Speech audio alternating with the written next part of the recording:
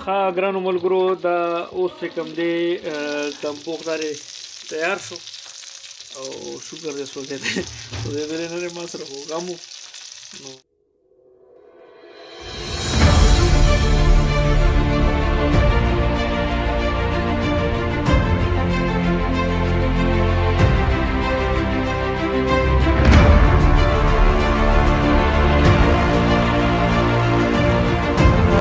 ګرانو ملګرو اول مونږ ورته چې کوم دی الوګان مو دغه کوم دې ته لاندې نیسي که نه او بیا چې کوم دی که نه نو الوګانو سره ټماټر او مرچکې هوږه هم پکې اچولی شي بیا یې لونګ مې ورغه کړ همدا اوس مونږ په چرګ کې تمپوخ پخوو نو د دې په نن بیا به دې کې مثال نور څه اچوي دې کې بس اوس نور هېڅ هم نه اچوو دې پسې به چې کوم دی په دې غاړې به ورپسې بندې کړو او دې ته به دغه جوړ کړو د څه ویل لږ غوړي موړي دې پکې واچولو غوړي خو د دې لپاره چې به دا لاندې نښلي نه که نه لم دې څومره پکې واچولو ډېر که لږ لم بس داسې دی چې یو پو لم مو پکې واچو چې مو یو پو لم واچو مړه وایي صاحب لږ داسې ده که نه چې دا لمونه ډېر زیاتې کرن کړي دي که نه یار په دې باره که تاسو وایي یار 1600 روپۍ کیلو دي که نه 1600 روپۍ کیلو که نه او اوس سوچ کوو چې 1600 روپۍ کیلو شي نو هر څه اسمان سره خبرې کوي غریب سړي د وسه چې کوم دی غوښه ووته سبزي ووتله غریب سړي د وسه نو غریب سړی به څه خوري بلکل بلکل او دا دوې تیکې دې نه پاتې دي در واچوه دا شاټینګه ده شاټینګ پسې دا خبره ډېره زیاته مشهوره ده ماشاءالله په دې باندې 2 شمړې شوي دي څومره پوښی دي 2 شمړې پوښی دي په پوره تفصیل خو ځین چې که په ټایم ډېر پکې ولګي پوره تفصیل خو مو ته خپله پته نشته دا هم ستا خولې واورېدل وي داسې چلو چې هغه یو کس کور ته چرګان راوړو چې مېلمانه دي دا پاخه کې چې مېلمنو له بهر پاخه شو مېلمنو له بهر وویسته نو چې ویې کته نو په دې کې خو شاټینګ یې نشته بس هغه مېلمنو چې کوم دی د کور خلکو سره جګړه واچوله جګړه یې واچوله مشینان یې پرې راواغېستل او مړي وشو صحیح ده وایي چې بیا په دې خبرې باندې بیا ګپ شپ لګوو اوس په څه پکایي اوس په دې باندې چې کوم دی اوړه لګوو او دا به څنګه په طریقې باندې لګوي باندې به سر لګوي به هغې نه بعد به پوراتوي سر نه دا به چې کوم دی داسې نري نري ګوم کړو او بیا به چې کوم دی داسې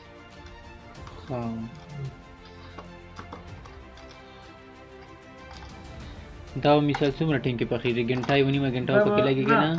دا چونکې په آرامي چرګ دی په دې وجه باندې به دا ټایم چې کوم دی جی دا خو مثال غاټه غوښه بیا خو به ټایم ډېر پکې لګېدلی د مټن کړی مټن و که نه بیا به ټایم زیاته وسته د دې په نسبت باندې پوره ګنټه اخلي دا اوس مړه وایي چې په هوټل کې د ډیزاین چې کار کوله ده که نه او خپل دا بس صرف دمپوخې د جوړوله خاص کر کې په یخ ژمي کې که نه بس چې ریټایر شم که نه بیا به له دا لکه دا دې د اراداتو بیا د خود اراده ده چرګان به راباندې بیا څوک نه ساتي اورې بیا مې دې ته اراده ده اوس د دې سر اوس به په دې باندې سر کېږدو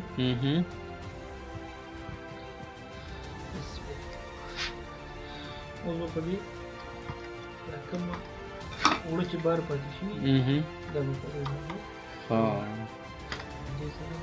بلکل بلکل اوس پوه شوې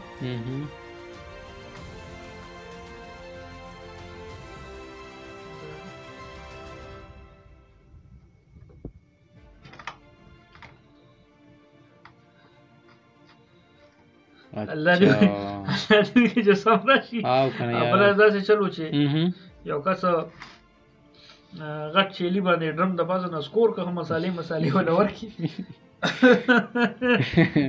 او 3 غنټه بس 3 غنټه ټایم ورکړو ډیر زیات ټایم ورکړو کنه الا کا نو 3 غنټه ټایم چې ورکړو هغه چې 3 غنټه بس درکنه ټول سکارو ها